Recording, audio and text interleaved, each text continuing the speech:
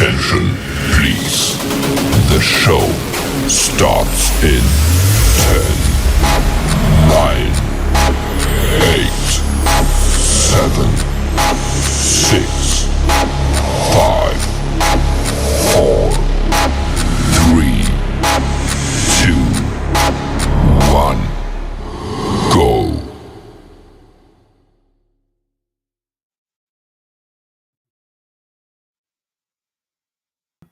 The screen. Yep. And welcome everybody. Sorry for the late start. Jeff was running late. No big deal. Welcome again to another episode of the Drop Zone with your boys Jeff Walsh and Anthony Young. How you doing today, buddy? All right, a little sleepy, so I'll admit it. I'll take one for the team. I didn't wake up, but other than that, I'm doing all right. How are you? Other than the knee injury, not too bad.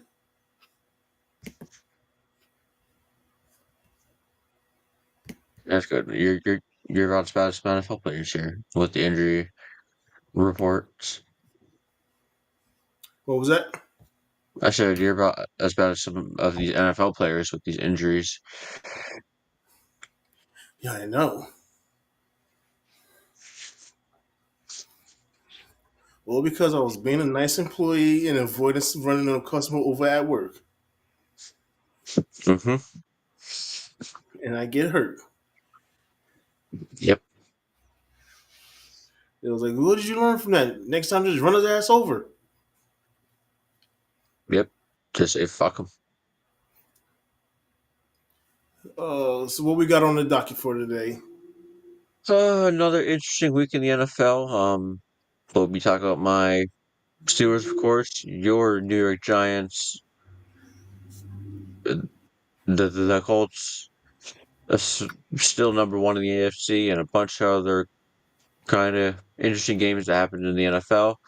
Do our pick'ems, and actually yesterday started the NBA season, so we'll be talking a little bit about NBA and our outlooks on our favorite teams, the Miami Heat and the New York Knicks. Sounds like a plan.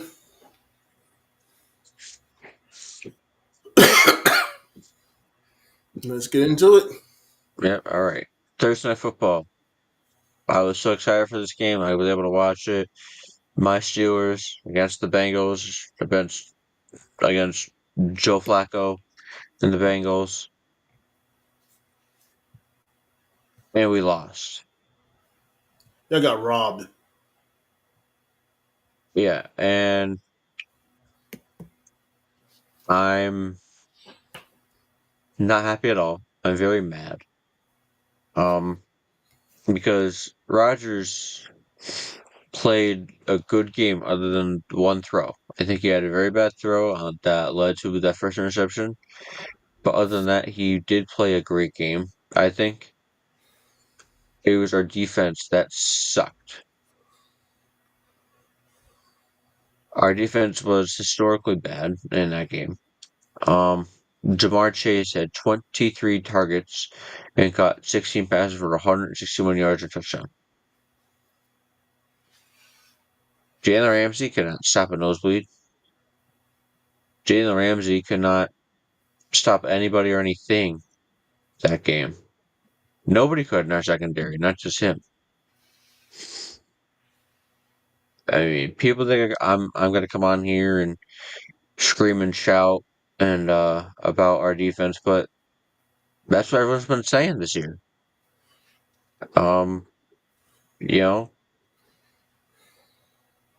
they were worried because we have all these new faces in the secondary and how it's gonna look and how everyone is gonna play together, and we're seeing it. We had a good stretch there, but this was a terrible game defensively, and Rodgers had to try and will this team back to the win, and he almost did. But as soon as we scored with Pat Freiermuth with like 2 minutes left, I knew that we lost this game because our defense was that bad. And I've never said that out. our defense in a very long time. We lost to 31-33. Again, it really stinks because we could have taken this division with like a chokehold here. That was our chance, and in prime Steelers fashion, we missed it. That's just how we do it. Hopefully, we. I mean, I would love if we beat the Packers this week. I don't see that happening. Um, but if you look at the NFL, our defense needs to play a lot better than that if we want to even have a chance to win this game against the Packers. Um, again, very disappointing, very upsetting that we were set to win this game and our defense didn't want to show up again, which they haven't been showing up a lot this year for us when we needed them to. So yeah, that's my thoughts, my outlook on the game. Very disappointing loss for my Steelers.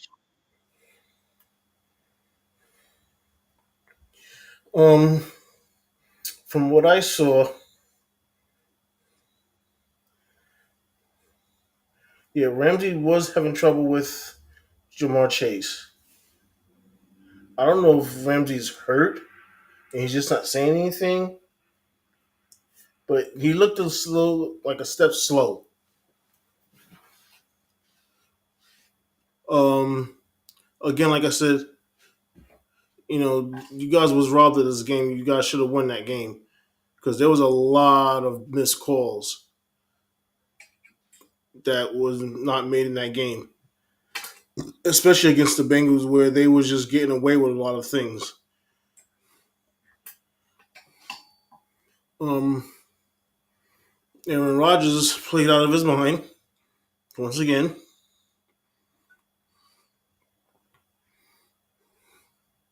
But the defense, yeah, they made Joe Flacco look like a Super Bowl MVP, which is mind-boggling to say the least. Excuse me.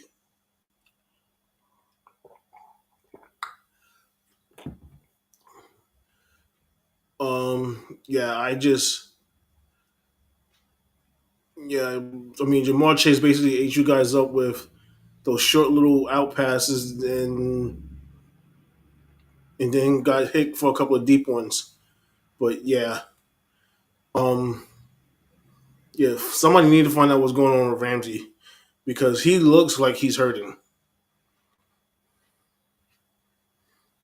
I don't know if he's hurting or old age catching up with him, but like there's no way as the highest paid defense in the NFL, we're paying those guys $179 million to give up 342 in passing yards and 3 touchdowns to 41-year-old Joe Flacco. We just can't allow that at all. And Chase Brown also had 11 carries for 108 yards. So the Bengals, who are averaging 50 yards rushing a game, were able to run on us in 11 carries. Hey, Brian. So that was an overall bad game from our defense. I hope this doesn't carry over deeper into the year. That's my big hope for our defense right now. And Ramsey, if you're hurt, say something, man, because we can't be allowing that much yardage on us. And just, I mean, I don't blame him all the way. I blame our defensive coaches. For some reason, we kept playing man. We played man 56% of our defensive plays on Thursday. Clearly, it's not working. Do something different. Play a bit of zone. Throw something different at them. Don't just give man-to-man coverage all the time when clearly it's not working. And we had no pass rush at all. Our our defense just looked like it didn't even want to be out there. It didn't want to try. So again, hopefully it's just a bad game and it's not gonna lead into against the Packers and a bunch of these good teams that we got on our schedule uh, upcoming in these next few weeks.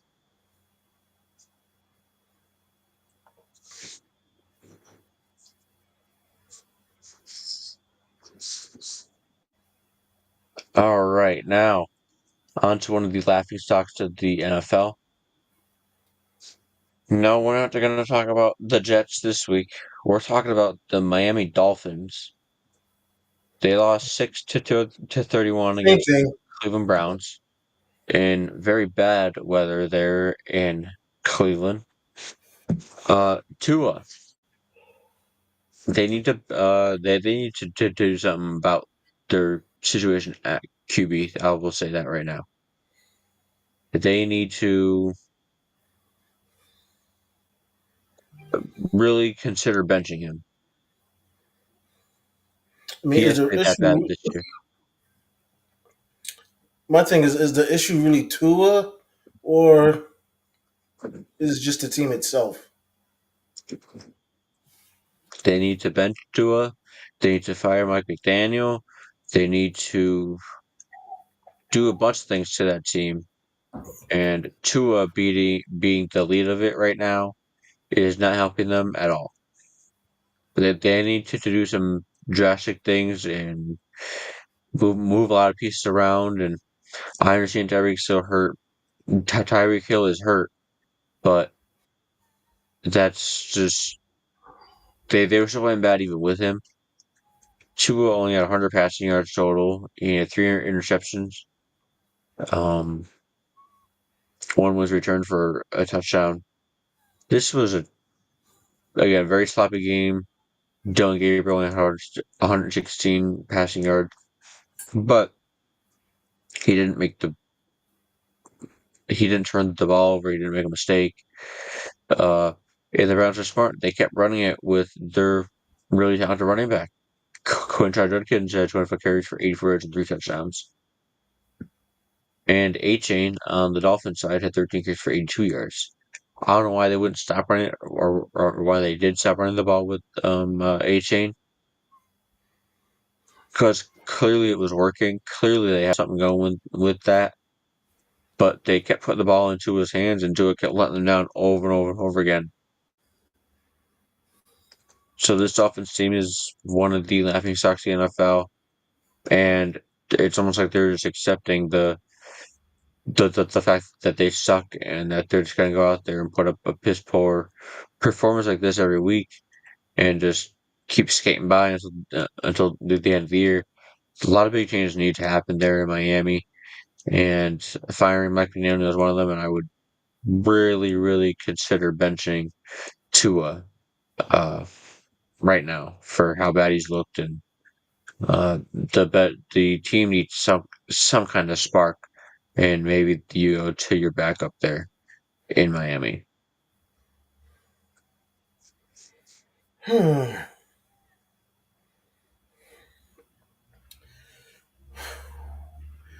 This is a tough one because I mean, let's face facts. That team is a complete dumpster fire. We said it at the beginning of the season.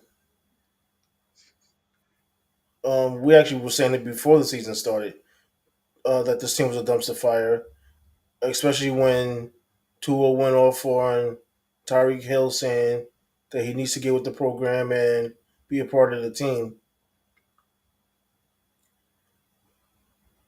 I don't think there's anything that can help fix his team other than just imploding it from the inside and rebuilding it uh, through the draft and stuff like that.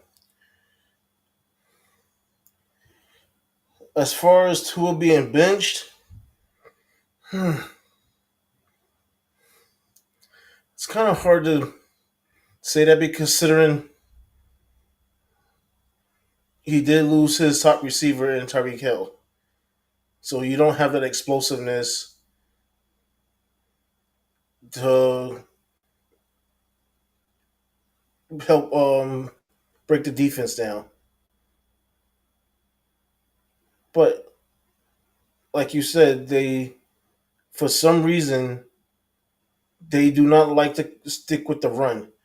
Even when it's doing good, they just automatically go back to passing. And it would be perfect if the passing game was working, but obviously it's not.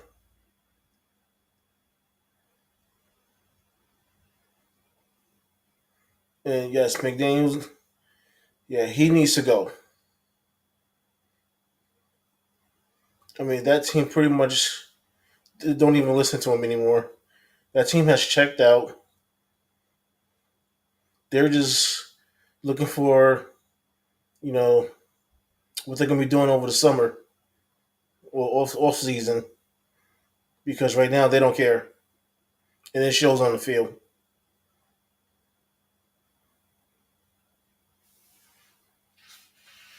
Yeah, to push back on the Tua thing, even with Tyreek again this year, he did not look really great.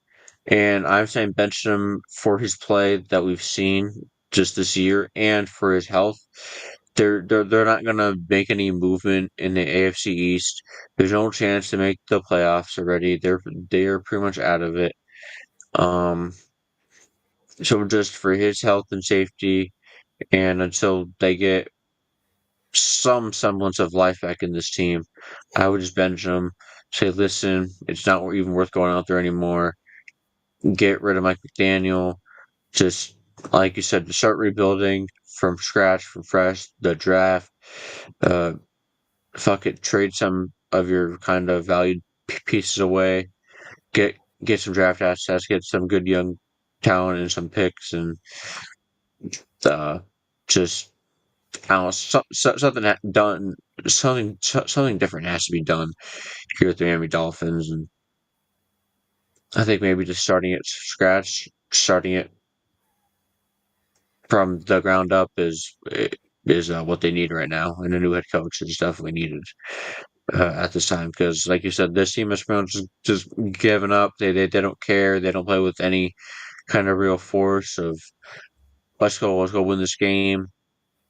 There's just nothing to that team right now, and they aren't really putting up much of a fight. I agree.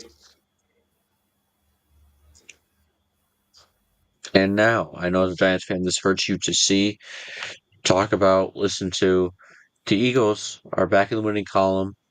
Um, Eagles and Vikings. Eagles won 28-22. Jalen Hurts. I'm not gonna say, oh, I'm gonna eat my words on this because it was one game. I'm not getting too excited over it. I'm not gonna apologize for anything I've said about Jalen Hurts and this Eagles team.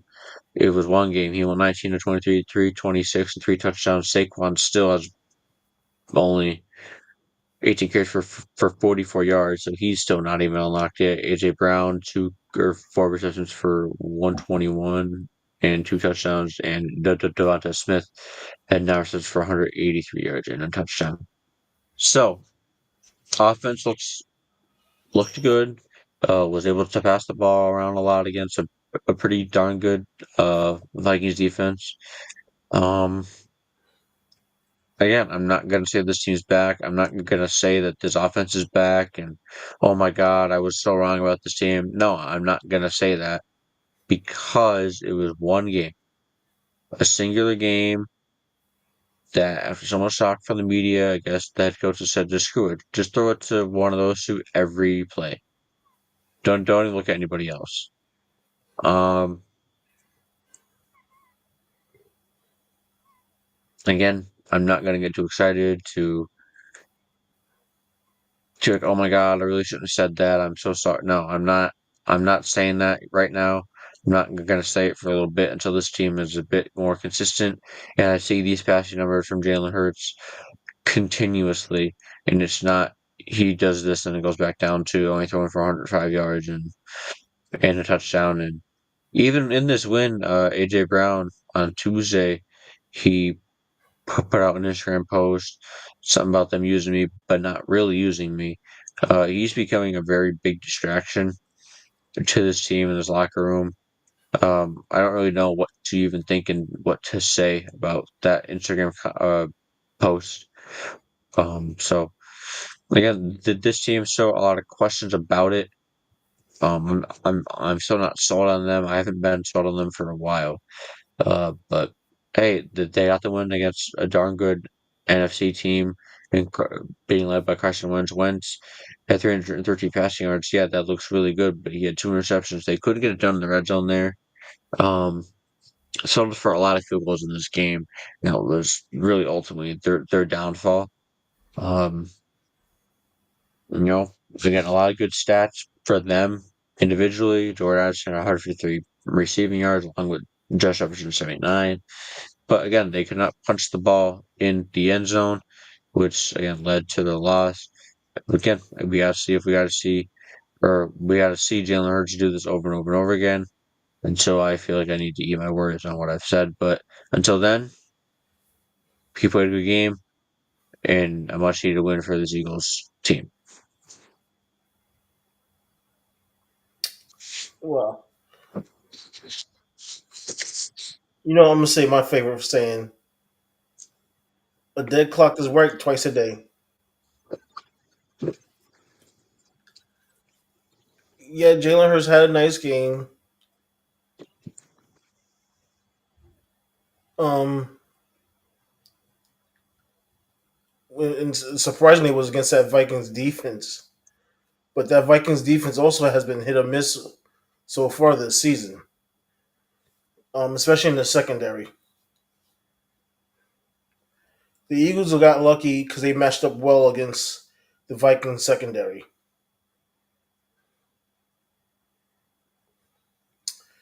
Um, and I agree with you. Yeah, we got to see more of this from Jalen Hurts, not just one game. And as far as AJ Brown, I think he's really looking to get off that team. I mean, even excuse me.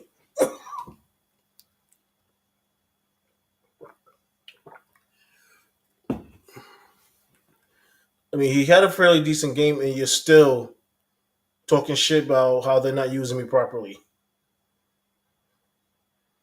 That sounds like you don't want to be there. It sounds like you're trying to talk your way off the team to get traded, or whatever. But he obviously doesn't want to be there. The Eagles' defense still is an issue. No surprise. I mean, you have what 10 players not returned from the Well, no, not 10. I think it was 8 players not returned from the last year's defense. Yeah, and reportedly Brian and Graham is coming out of retirement for them. So they're adding somebody on their defense. I don't know how much it'll add to it, but he's coming out of retirement. And usually, players that come out of retirement, yeah, that doesn't always pan out well. Hmm.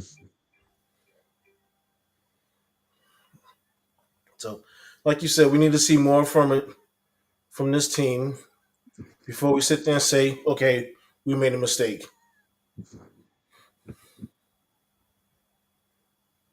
Yeah, people are still crowning this team as one of the best in the NFC. I don't see it.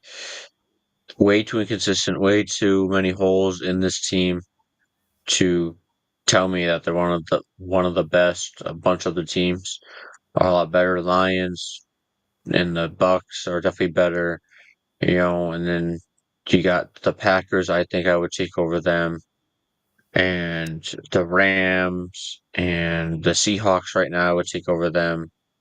So a lot of Hold other good on, teams. hold on. I need to interrupt you for a second. I don't know if you've seen the ticker at the bottom,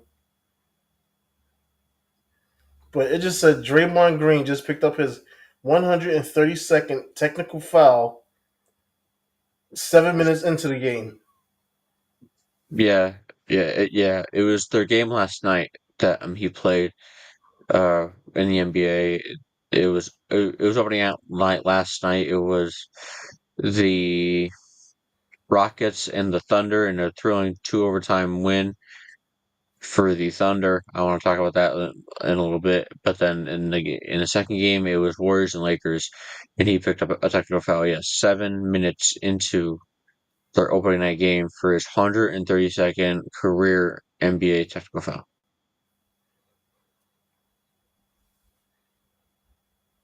And we'll be talking NBA after we talk about the NFL season, or not season, but this week or this past week. But yeah, Eagles team need to see more Vikings. I don't know what they're gonna do at quarterback if they're gonna bring JJ back. I guess we will see and find out. Again, a short week against a Chargers team here coming up on Thursday Night Football, who is looking to get revenge on anybody because they just got their asses kicked by the Colts, 38-24. Did not. Oh man, I did not see that come. I know, and Colts are good and all that, but I was like, all right, here we go. This can be the real test. They're going in to Los Angeles against a great defense with Justin Herbert on the other side. Can that defense stop him? And they did. They were to hold Justin Herbert. He threw 2 interceptions against them. Yes, granted he had 420 passing yards, but that didn't win them the game. This Colts team, I think, is for real. And I think I can officially say that now. Which is crazy for me to say. Do I take them over Mahomes and the Chiefs? Probably not. But I think this team is one of the most well balanced teams in the NFL. One of the most complete teams in the NFL. You're gonna be like, no, they're not. I think they are. Their defense is playing better than expected, especially with the banged up secondary that they have. They were able to turn Josh Herbert over twice. The offense, Jonathan Taylor is leading that offense. Should be MVP candidate. Should be leading the league in MVP candidate. See, 16 carries, 94 yards, and 3 touchdowns. Daniel Jones played another good game, a good solid game, which is what they needed out of him. 23 for 34, 288, and 2 touchdowns. Michael Pittman and Tyler Warren were the two who caught those touchdowns off of him. Again, this Colts team just keeps knocking people off, knocking people off, knocking people off. Again, this is a very good Chargers team. They were in SoFi Stadium, and you know what? Colts went in there, said, "I don't care where we are, we're going to beat you." And let's be honest, they could be undefeated if their wide receiver didn't drop that ball before crossing the end zone line. Let's be honest here, they definitely could be. But again, they're now 6-1, top of the AFC. They could be for real. I really do think they could be for real, Tony.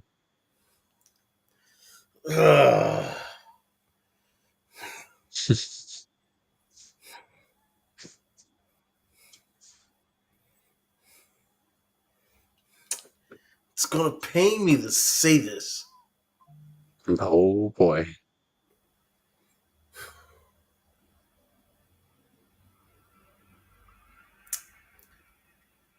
But I could be wrong about Daniel Jones.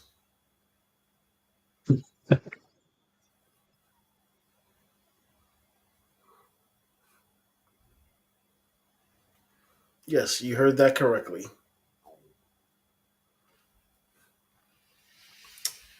Um,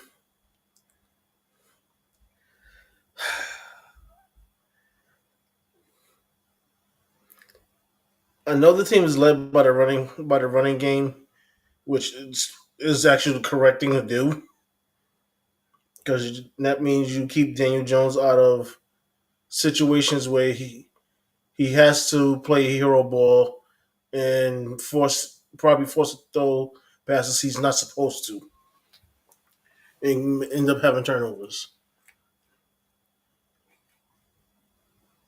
Defensively, even with their secondary banged up, I was shocked that they kept the Chargers at bay for a while. They looked like the Chargers was going to make a comeback. Then I guess Justin Hubert forgot he was playing football. Um, the Chargers defense. I know they're not 100%, but how you let the coaches run all over you like you're nothing?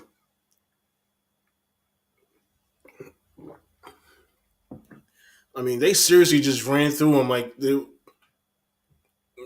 they was just invisible.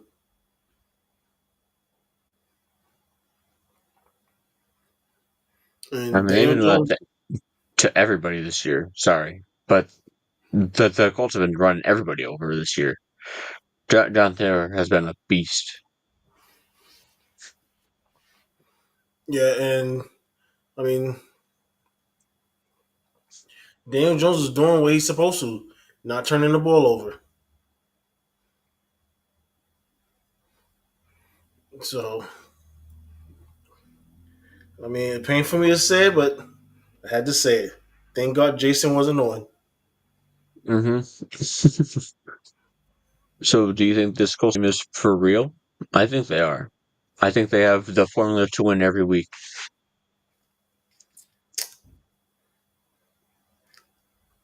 I'm gonna say they're legit.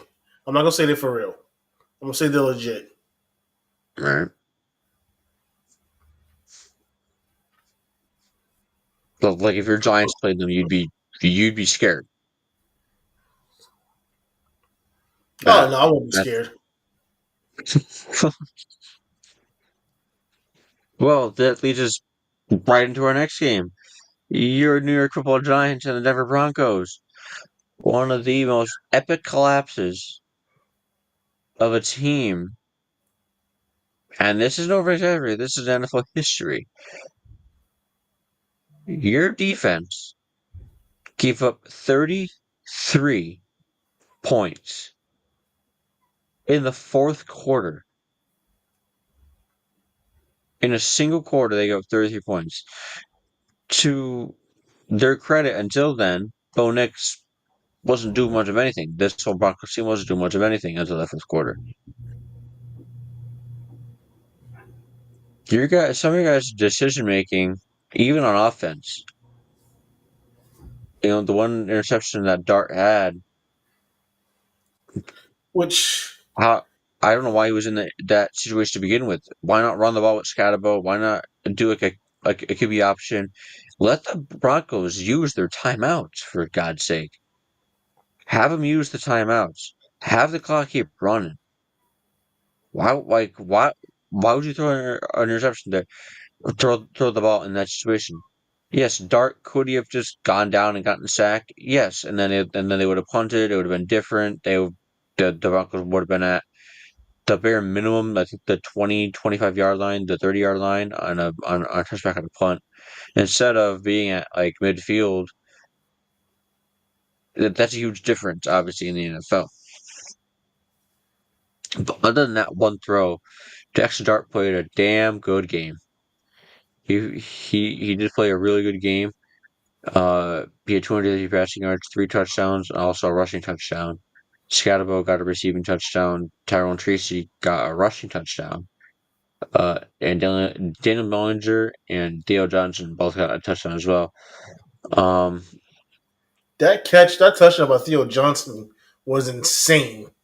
yeah, it came right after the Broncos. The only way they No, got any that offense was they got a tip touchdown in the end zone. And then the Giants came down, and it was a tip touchdown for Theo Johnson. It was passed over the middle. it got broken up, and Theo Johnson just happened to be right there at the right place at the right time, and he took it to the house off of that catch. So again, this is one of the most historic epic puck collapse in the NFL. I want to talk about something after you go. To talk about your team that happened after the game that has now consequences for their actions. So I will talk about that after you are done. Um, but yeah, I mean, I'm interested to see your thoughts on this game, and just, you guys just kind of let this one slip out of your hands, almost like the Cowboys game in week 2.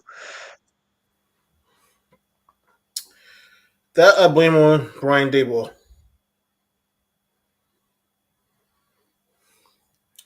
because he needs to use common sense. You got a 19-point lead,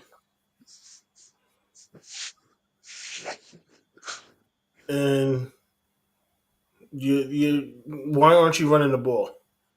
Put the ball on the ground. Let Scottaboo do what he does. Tracy is not a bad backup. Tracy could get some yardage. Dart can pick up some yardage. You can't turn a game into a passing game when you got Sean Payton as an opposing head coach. You need to use common sense. Putting Dart in that situation where he couldn't get elevation to make the pass that got intercepted made no sense as well.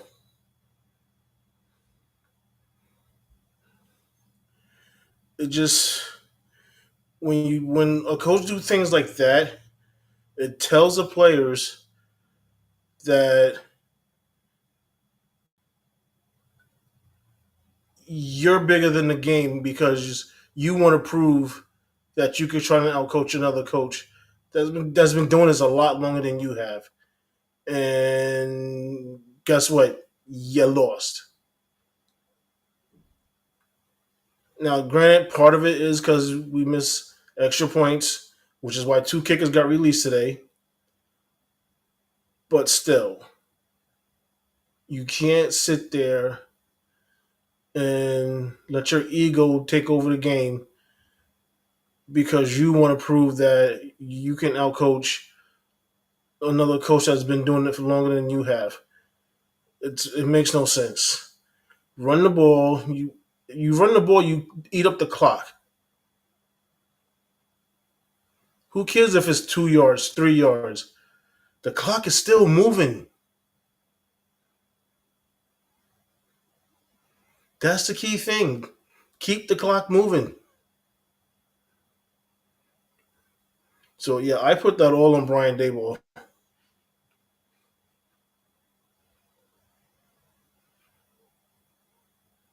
Um, in the defense, I mean, people are gonna blame the 2 extra points, the interception by Dart in that situation. I put the blame on Dable, the defensive coordinator, and that defense. On the final 2 plays, that defensive play call made no sense. They dropped 8. They only rushed 3 when the strength of your guys' defense is rushing the passer. Yeah, I hate that prevent defense crap. It prevents you Hmm. from winning. Yes. And Brian Burns, after the game, had a very strong comments about how bad he thought that play call was, and it was really bad. Because Bo Nix got to just sit back in the pocket, make his reads very easily, and ended up going in there at like midfield. That was horrible play calling there. I That agree. was that was horrible play calling again on that Dart situation. Dart definitely should know better, but he's a rookie. He will make mistakes if you put him in those situations. It is the coach's job to not put the rookie in those situations.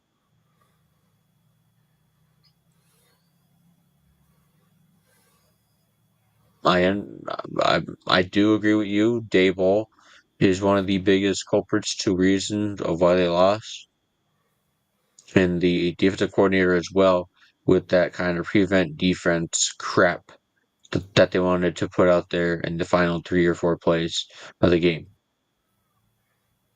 Which I mean, I'm not gonna fault the defensive coordinator as much because if Dabo would have just ran the ball to begin with, they wouldn't have been in that situation. hmm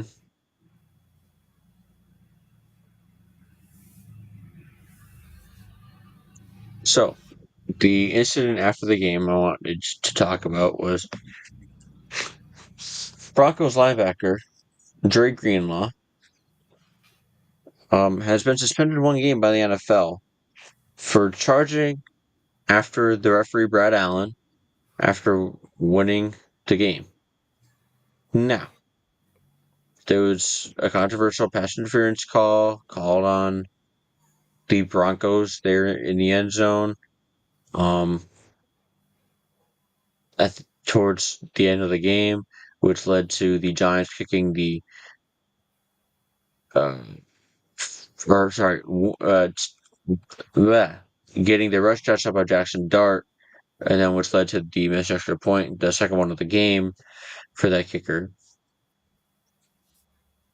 And after the game winning field goal by Will Lutz, Dre Greenlaw pretty much sprinted on the field, went to celebrate. Brad Allen was just trying to, in my opinion, get out of there. I don't like Brad Allen. I think he's a big idiot, along with his crew. They don't really call the game really well. But he was trying to get out of there. He made contact with one Draker Greenlaw's teammates, and Dre Greenlaw saw that and charged our free Brad Allen and used definitely some vulgar language in a very threatening manner. Brad Allen threw his flag down for no reason. It was the end of the game. But the league has said, no, no, no, we're not dealing with that. That is a 1 game suspension for Dre Greenlaw. He tried to appeal it. It was upheld in that situation, and he will be sat out of this upcoming game against the Cowboys for the Broncos. This is I've got through so many news sites and everything, and this is definitely one of the biggest.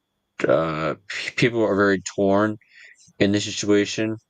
Um, they think he had a justifiable reason to charge at him and do what he did, and then the other half is like, listen, I mean, you can't put yourself in that situation because the league is going to determine it however they want to, and they have determined it that it was definitely a very threatening manner and an act that should not be done by any player to any ref in the league. So again, a big loss for this Broncos defense going against a very, very capable and fiery Cowboys offense that we have seen so far. Um, it was after the game. Just let it go. Go to the locker room.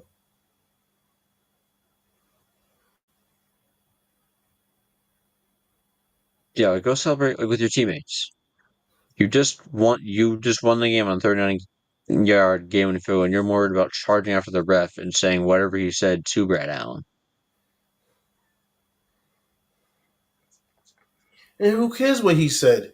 He could have said, "Hey, nice game." That's between them two. He had nothing to do with it.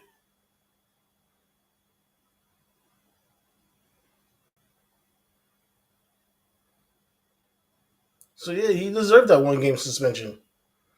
He's lucky it was only 1 game. I mean, he should know that these refs are very protecting the NFL with all the sportsmanship acts that have been put in place this year. And again, it's very selfish of him. I don't care what the reasoning was for him to go after the ref in that situation. Turn around and go celebrate with your teammates. Don't put yourself in that situation to where the league could now suspend you, and they have. And now it hurts your team. It's a very selfish act, very stupid decision by Dre Greenlaw. And hopefully he learns from this, and maybe a few other people in the league also learn from it to not do that. Dummy. But Yeah. yes, and I have my dummy of the week shirt, so perfect timing because he was definitely the dummy of the week for doing that act on the field after winning the game to go after the referee in that situation.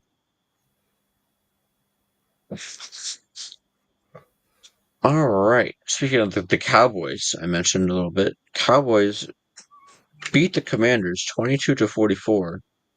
Now, this poor Commanders team is running out of wide receivers to throw to. And Danny Young got injured as well in this game. So that the Cowboys be beat up on a very injured Commanders team.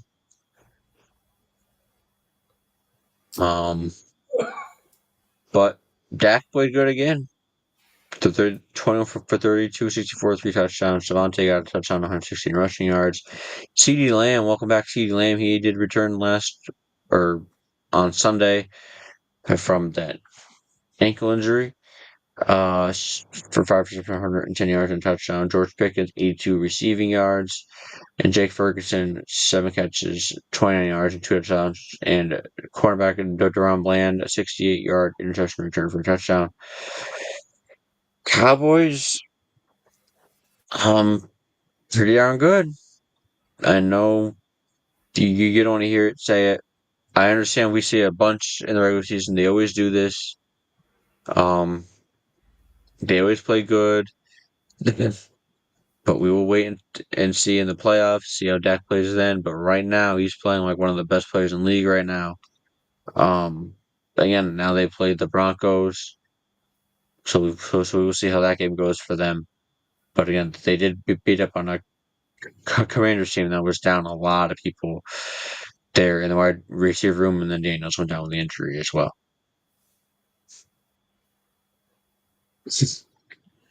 How the hell do we always end up talking about this damn team? Whether they win or lose.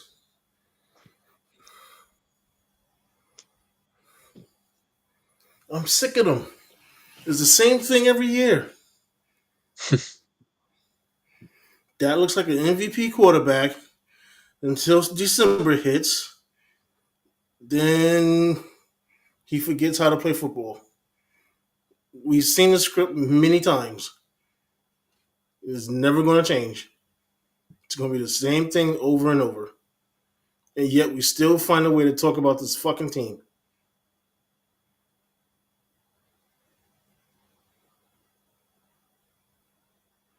But I guess it could be worse. We could be talking about the Swifties.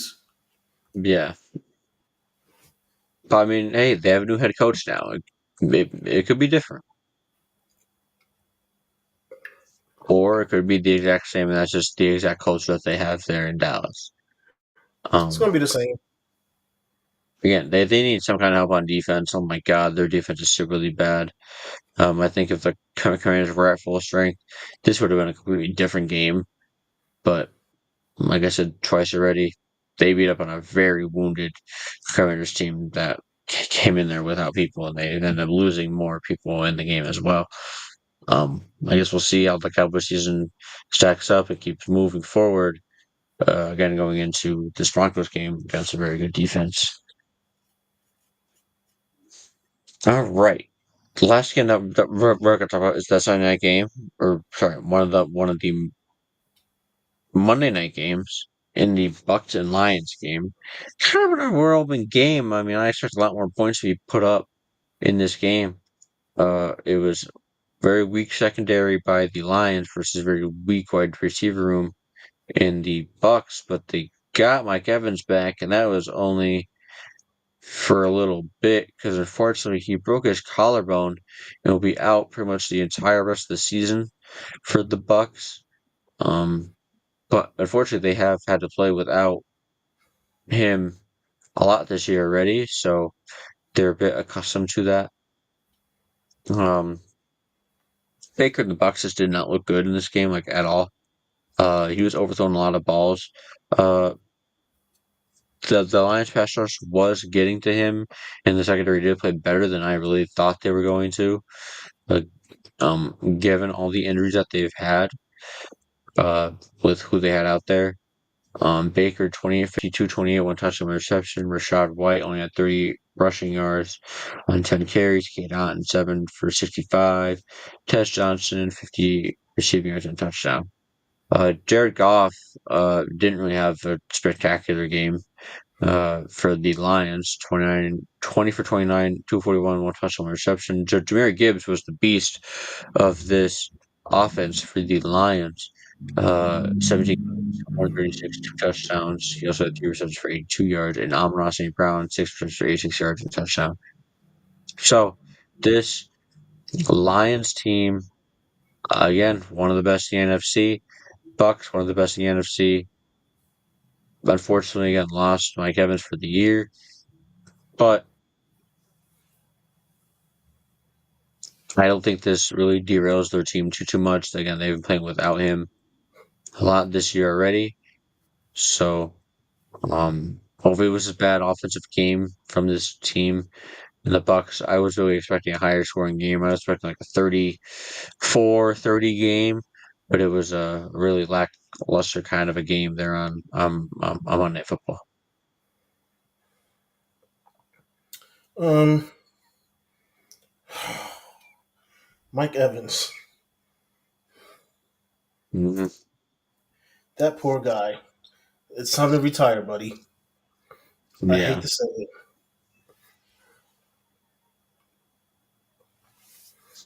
You could tell this team is completely different without Godwin, without Bucky Irvin, and once again Evans. Um, they're missing their firepower, and that's really what's the problem going on with them is they got too many guys that's hurt, too many key guys that's hurt, and it's just putting more stress on Baker Mayfield to make plays. And doing that against a strong Lions defense, even with a banged up secondary, that's not going to happen. So hopefully they get guys back soon and guys back healthy, and they don't rush players on back onto the field because that's just going to make it worse. But for right now, they just need to find a way to stay afloat until they get everybody back healthy and ready. Because right now that offense is going to struggle.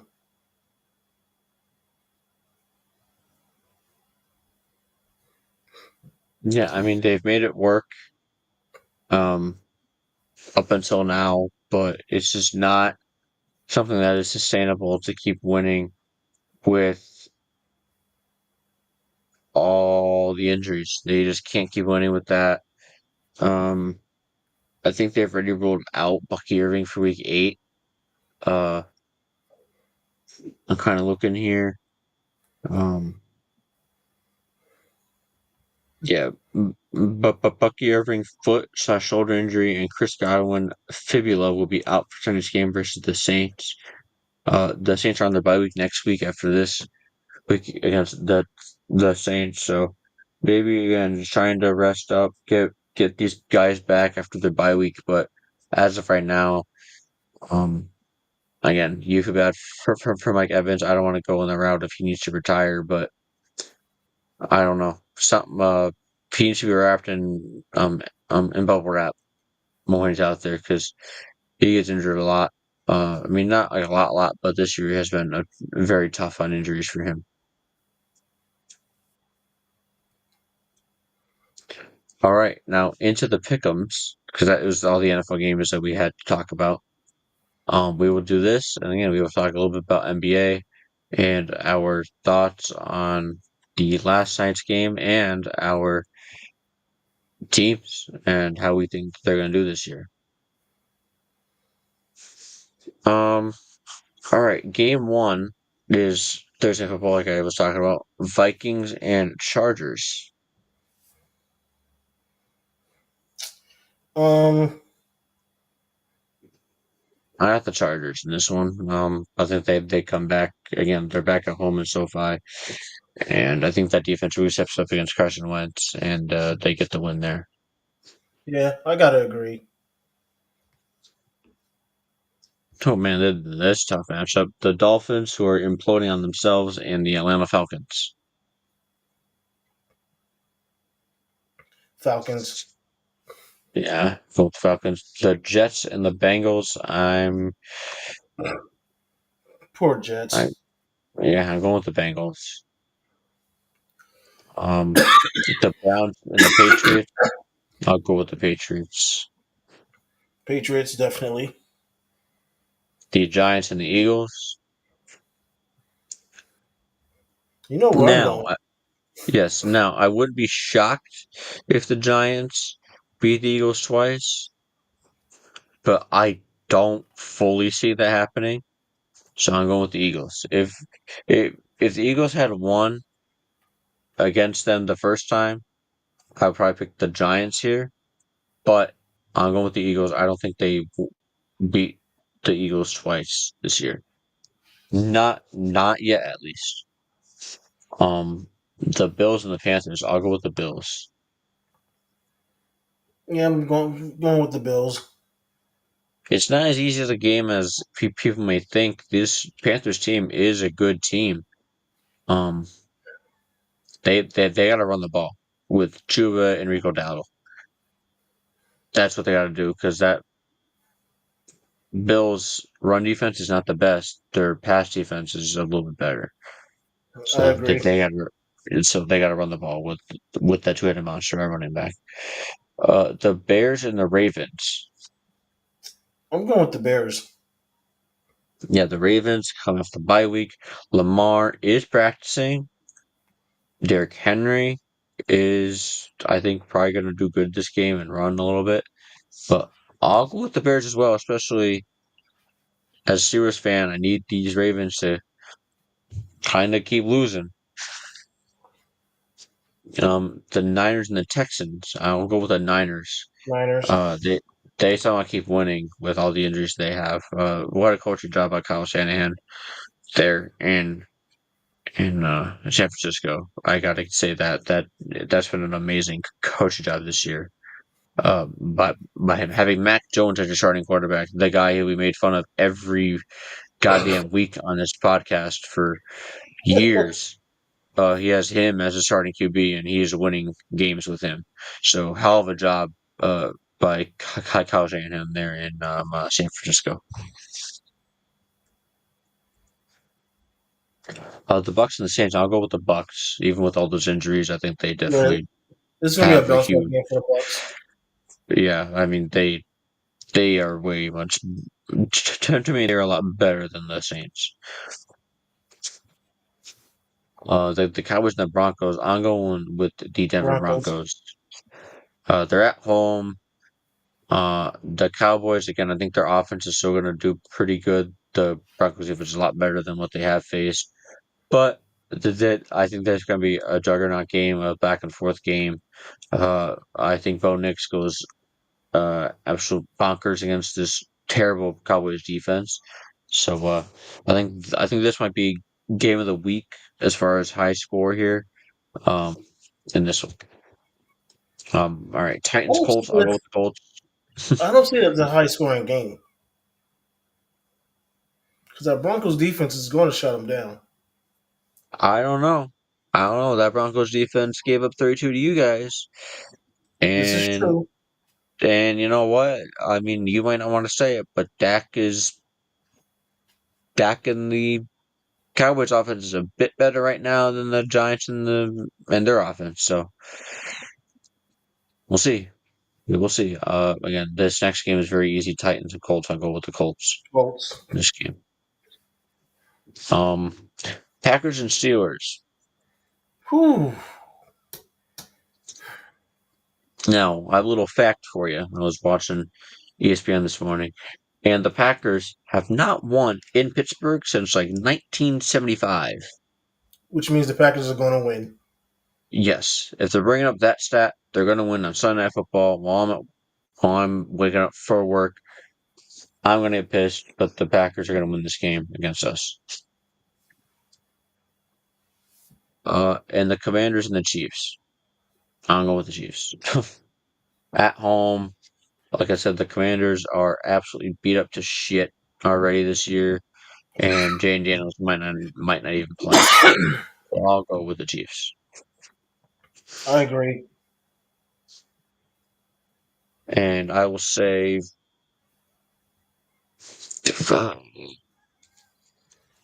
49 points will be scored in this game. I said 50. Majority of it's going to be by the Chiefs. All right, that's that. And now on to the NBA. At halftime, your Knicks are leading 50-65 against the Cleveland Mhm. Cavaliers. Yep, I saw that. What's up? I saw that. Mm-hmm. That's a good start for you guys this year. I'll talk about the games last night. Those games last night were really, really incredible. The games were on Peacock or on YouTube TV on NBC. Um, I don't think it it looked too bad. People were making fun of the box, the the scoreboard that they had there on TV. People just want to make fun of everything, but I think both games were really good, entertaining. That that double overtime win was really fascinating by the Thunder. And at the end of the first overtime, Kevin Durant can be seen trying to call a timeout. They don't have any timeouts. I was about to say that. He was They about didn't to have pull any Chris Webber. timeouts.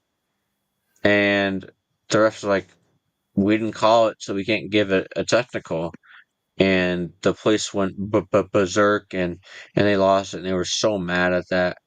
But hey, Shai Gilgeous-Alexander, I don't particularly like him too much. I think he gets away with an offensive foul almost every time he drives the ball.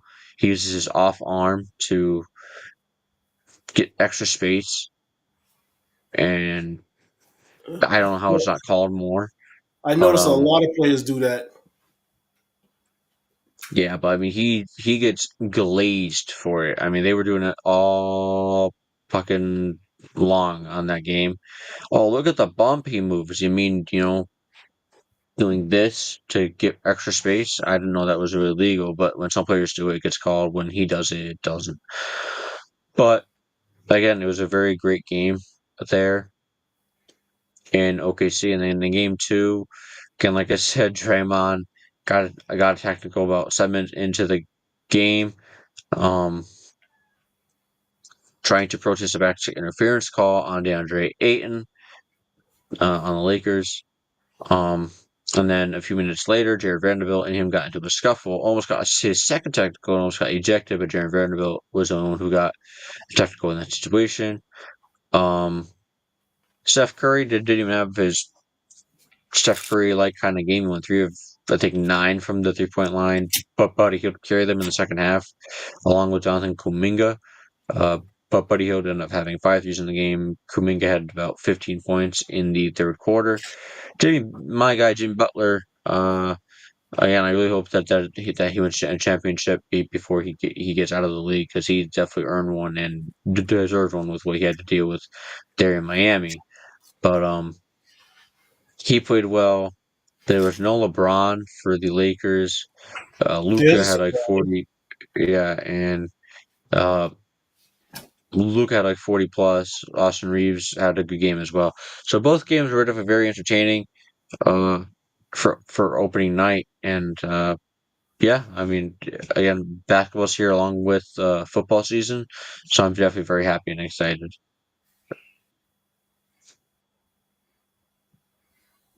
yeah, I am too.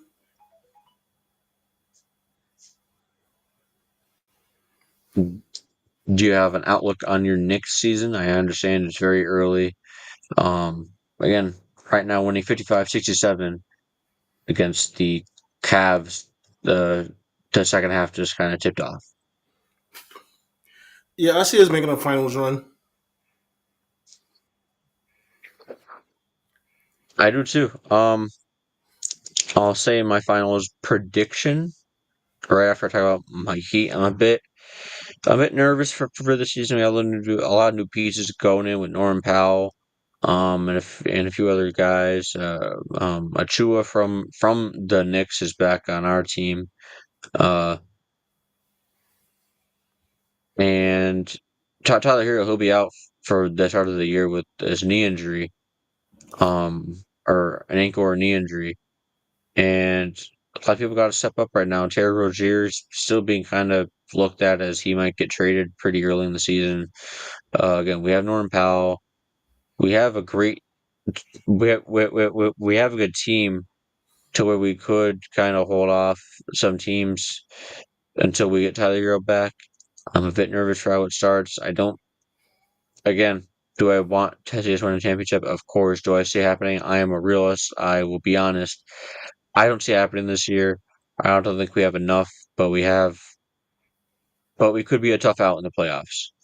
Um, and my final prediction this year, people might be a bit shocked. I'll go with the Nuggets and the Knicks in the NBA Finals this year.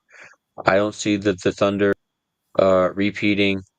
I see Jokic being like, "All right, SGA, move over. I'm getting back in the finals." Celtics are very banged up. With Jalen Brown and Derek White leading them right now.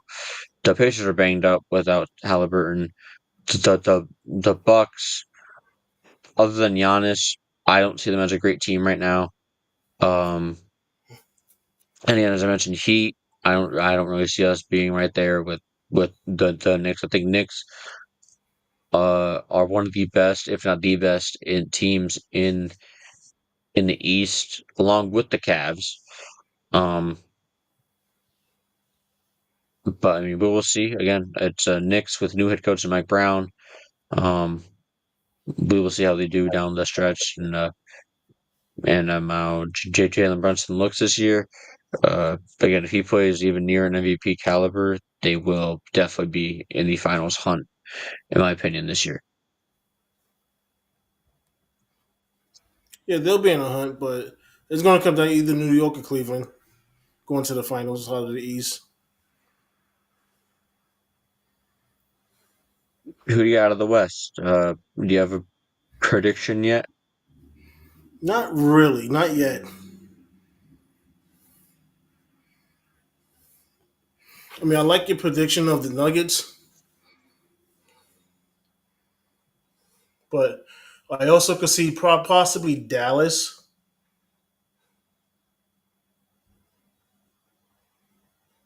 Yeah, the West is loaded. You got OKC, reigning champions, Rockets, the Nuggets, Timberwolves, Dallas, the Lakers, I guess, the Clippers, um, and the Spurs with Wemby. See how he does.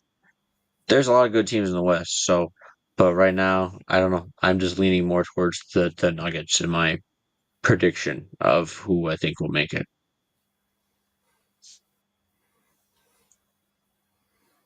Sounds good.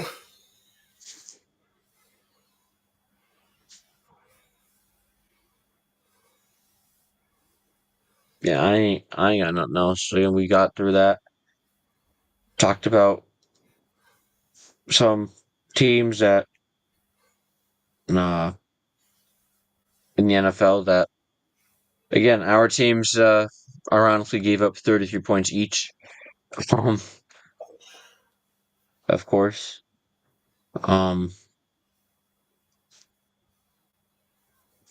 yeah, but yeah, it was another good episode.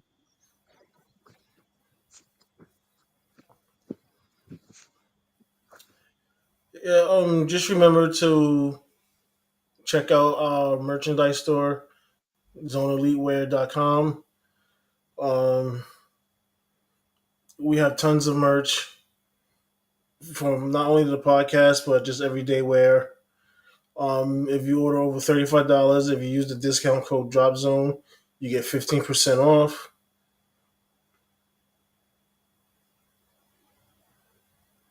And also our sponsor Doobie. Um, they're basically a gaming energy drink, and if you use this discount code Drop Zone, you get 10% off.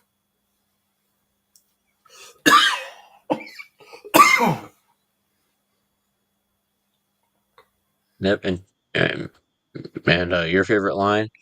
Who doesn't love saving money? So, Exactly. mhm. So until next week, we'll see everybody next week. Bye. Later.